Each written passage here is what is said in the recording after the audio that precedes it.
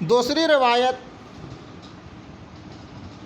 یہ ہے کہ ایک شخص کسی کے یہاں مہمان گیا بن کر، اس نے اس مہمان کی کوئی تواضع اور خاطر نہ کی، اس نے لوگوں سے اس کی بے مروتی کا جو خلقی کی شکایت کی۔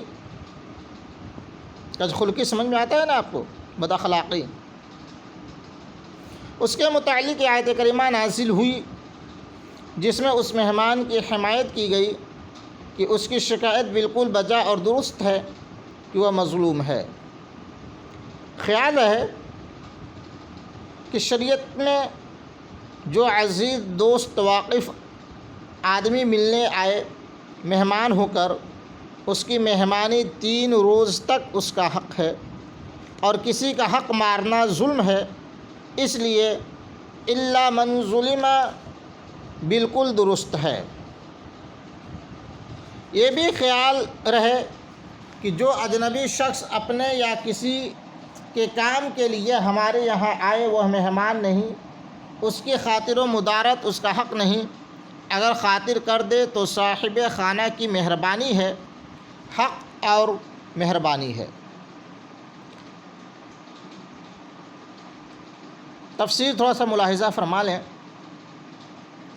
لا يحب اللہ، قوی تر یہ ہے کہ یہ جملہ نفی محض نہیں بلکہ نفی عدولی ہے، یعنی اس کے معنی یہ نہیں ہے کہ اللہ تعالیٰ پسند نہیں فرماتا، تاکہ مطلب یہ ہو کہ نہ تو پسند فرماتا ہے اور ناپسند، نہ تو پسند فرماتا ہے اور نہ ہی ناپسند فرماتا، نہ تو اس سے راضی ہے نہ ناراض ہے، بلکہ اس کے معنی ہے کہ اللہ تعالیٰ ناپسند فرماتا ہے اور اس سے ناراض ہے۔ پھر جس درجے کا یہ جرم ہوگا اسی درجہ کی ناراضگی۔ یحب بنا ہے حب سے، بمعنی چاہنا، پسند کرنا، محبت کرنا۔ حب اور ود کے معنی قریباً ایک ہی ہیں، مگر اکثر ود بمعنی تمنا، آرزو کرنا بھی آتا ہے، جیسے ربما یود الذین کفروا لو کانوا مسلمین میں دیکھیں، ودو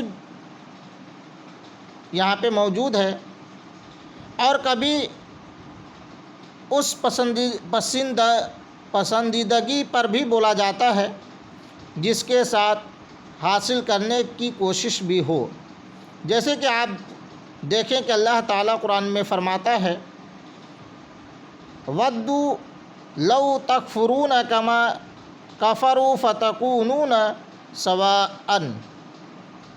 کفار کوشش کرتے ہیں کہ تم بھی کافر ہو جاؤ تو وہ اور تم برابر ہو جاؤ، مگر حب میں یہ قیود نہیں ہے۔ الجہر بالسوء، جہر مقابل خفا کا، جس کے معنی ہے ظہور و اعلان، اس لیے بلند آواز والے کو جہیر الصوت کہا جاتا ہے۔ جہیر الصوت، یہاں جہر سے مراد مطلقاً اعلان ہے، خواہ آواز سے ہو یا تحریر سے ہو، یعنی زبانی و قلمی ہر اعلان کو شامل ہے۔ سوء سے مراد وہ برائی ہے جس کا اظہار غمگین کرے، اسی لیے سطر کو سوءۃ کہتے ہیں کہ اس کا کھلنا شرم کا باعث ہے۔ لیریہما سوآتہما، یہاں دوسرے کی چھپی ہوئی برائیاں مراد ہیں، نہ کہ اپنی برائی، جیسا کہ الا من ظلم سے معلوم ہو رہا ہے، اور ہو سکتا ہے کہ اس سے مطلق چھپی ہوئی برائیاں مراد ہوں، خواہ وہ اپنی ہوں یا کسی اور کی، یعنی اللہ تعالیٰ کسی کی چھپی ہوئی برائی کے اعلان کر دینے کو سخت ناپسند فرماتا ہے۔ گویا اس میں ازالہ حیثیت عرفی کا قانون بیان فرمایا جا رہا ہے، یا یہ کہ اللہ تعالیٰ ہر چھپی بات کا اعلان ناپسند کرتا ہے۔ من القول میں من بیانیہ ہے اور یسوع کا بیان ہے۔ قول سے مراد مطلقاً بات ہے،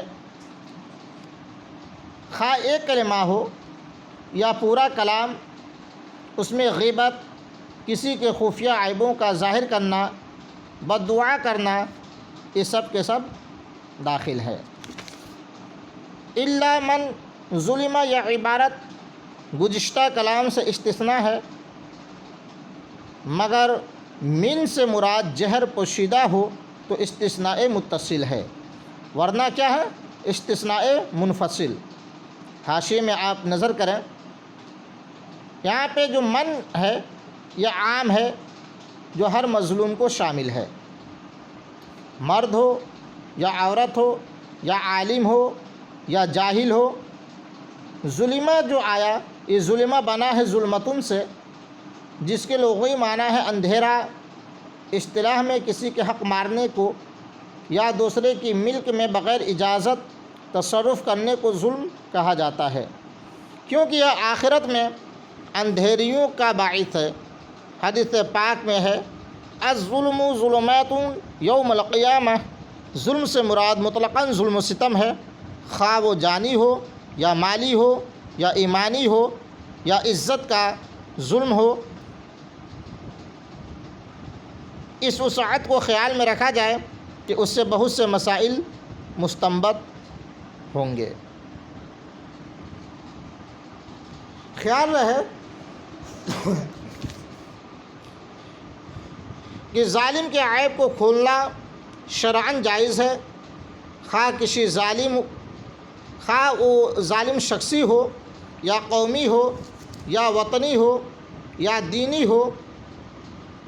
اللہ تعالیٰ نے ولید ابن مغیرہ کے 10 عیوب کھولے، حتیٰ کہ اسے زنیم یعنی ولد الزنا فرمایا کہ وہ حضور پر زیادتیاں کرتا تھا، یعنی ایک شخص ظالم تھا۔ یوں ہی کفار ابو لہب وغیرہ کو عیوب ظاہر کیے، کیونکہ وہ ملکی اور قومی اور دینی ظالم تھے۔ وکان اللہ سمیعاً علیما میں اس جملہ کی تفسیر بارہا آپ پڑھ چکے ہیں کہ کانا یہ صفات الہیہ میں دوام کے لیے ہوتا ہے، یعنی تھا اور ہے اور رہے گا۔ سمیع، علیم دونوں رب تبارک و تعالیٰ کی صفات ہیں، بمقابلہ سمیع کے علیم میں زیادہ وسعت ہے کہ سماع کا تعلق صرف آواز و کلام سے ہے، مگر علم کا تعلق تمام معلومات سے ہے۔ جیسے قدرت سے علم وسیع ہے کہ قدرت تو ہر ممکن کے متعلق ہے، مگر علم واجب، ممکن اور ممتنع سب کے متعلق ہے۔ آ رہی بات سمجھ میں نا؟ علم جو ہے ممکن اور ممتنع سب کو شامل ہے۔ مقدورات الہیہ، مسموعات الہیہ اور معلومات الہیہ سب کے سب غیر متناہی ہیں، مگر معلومات ان سب سے زیادہ ہیں، یعنی اللہ تعالیٰ تمہاری باتوں وغیرہ کو سننے والا، جاننے والا ہے، بلکہ جو آپ دلوں میں رکھتے ہیں اس کو بھی جانتا ہے۔ جب وہ تمام عیوب جانتا ہے، تمہارا عیب چھپاتا ہے، تو تم کو بھی بندوں کی عیب پوشی کرنی چاہیے۔ یہ سنت الہیہ ہے۔ بس انشاءاللہ تعالی کل آپ ان تبدو خیراً او تخفوہ سے تھوڑا سا اور بھی تفسیر بیان کروں گا انشاءاللہ تبارک و تعالی۔ آپ باقی کتابوں کا فی الحال مطالعہ فرمائیں۔ السلام علیکم۔ دہرا لیں آپ لوگ، اور جو بات نہ سمجھ میں آئی ہو دوبارہ پوچھ بھی سکتے ہیں آپ حضرات۔